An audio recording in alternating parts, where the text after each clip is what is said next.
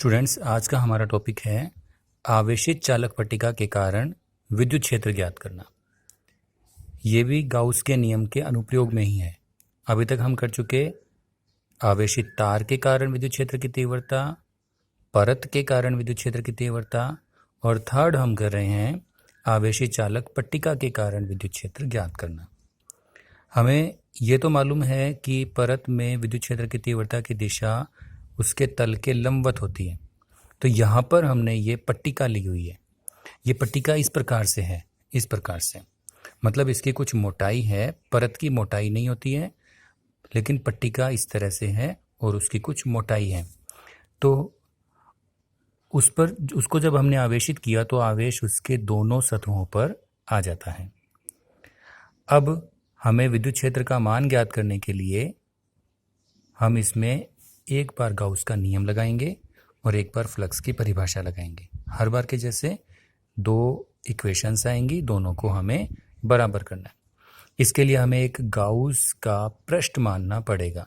तो गाउसीय पृष्ठ हमने फिर से वैसा ही बेलनाकार माना, लेकिन इस गाउसीय पृष्ठ में एक फ़र्क ये होगा कि इसका एक सिरा इस पट्टिका के अंदर स्थित होगा, क्योंकि इसकी कुछ मोटाई है। परत में वो आर पार निकल जाता है और पट्टिका में वो अंदर स्थित होता है।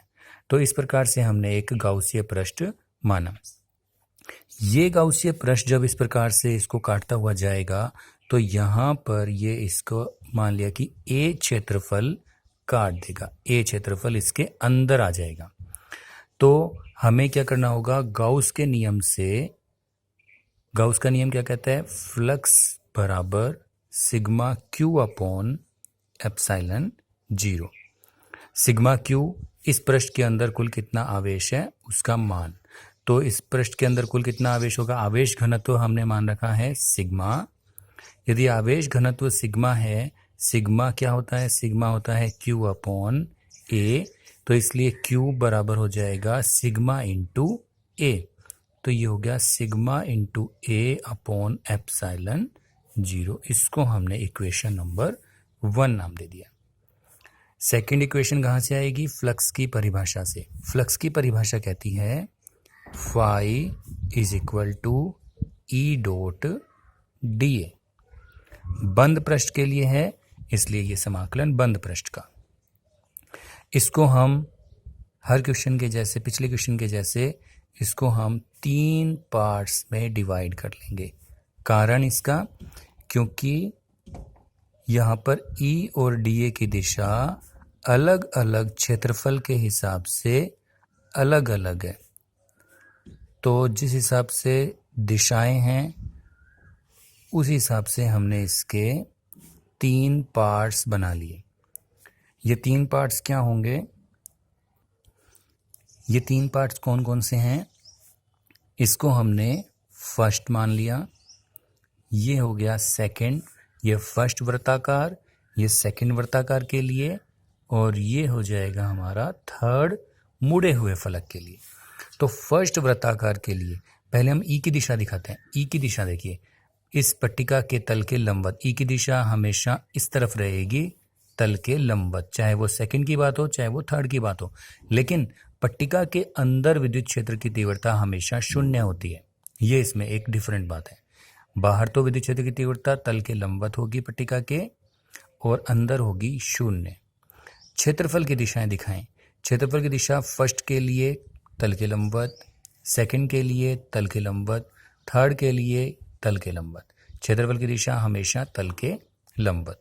लेकिन फर्स्ट पार्ट में देखो क्या अलग है कि ई की दिशा यदि होती तो इस दिशा में होती वैसे, पर यहाँ पे ई है ही नहीं। तो फर्स्ट में ई का मान 0 है।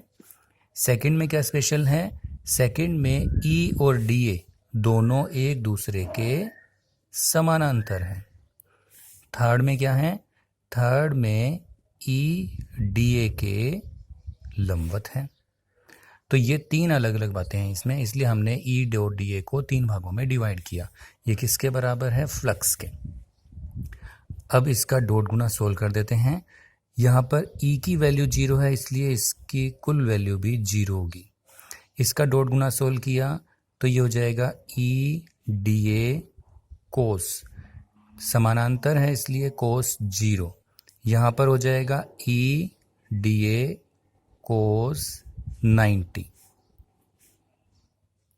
ये शून्य था, कोस 0 की वैल्यू 1 होती है, इसलिए इसमें से E तो आ जाएगा बाहर, dA का समाकलन करेंगे हम नेक्स्ट स्टेप में, और इसमें कोस 90 की वैल्यू 0, तो ये फर्स्ट स्टेप भी 0 हो गया और थर्ड भी 0 हो गया, केवल हमारे पास बच गया E और dA।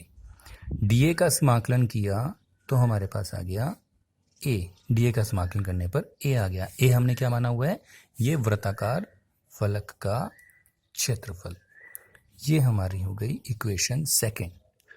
हर बार की तरह हम क्या करते हैं, गाउस के नियम से एक इक्वेशन आती है, उसको सेकेंड इक्वेशन के बराबर करते हैं। तो इक्वेशन फर्स्ट को हमने इक्वेशन सेकेंड के बराबर किया, E इंटू ए किसके बराबर हो जाएगा, सिग्मा इंटू ए अपॉन एप्साइलन 0 के। ए से ए कैंसिल हो गया, E की वैल्यू आ जाएगी E is equal to sigma upon epsilon 0। ये हमारे पास E की वैल्यू आ गई। क्या E R पर डिपेंड करता है, नहीं करता है। E R पर डिपेंड नहीं करता, इसलिए यदि हमें इसका ग्राफ बनाना पड़े, y एक्सिस पर E लेते हैं, x एक्सिस पर R लेते हैं, तो इसका ग्राफ क्या बनेगा, इस प्रकार से बनेगा, E की वैल्यू R पर डिपेंड नहीं करती है। इसका मतलब ये हुआ कि इस प्लेट के पास में चाहे विद्युत क्षेत्र की तीव्रता ज्ञात करें, चाहे दूर ज्ञात करें, हमेशा E की वैल्यू कितनी रहेगी, सिग्मा अपॉन एप्साइलन 0 रहेगी, पास भी और दूर भी।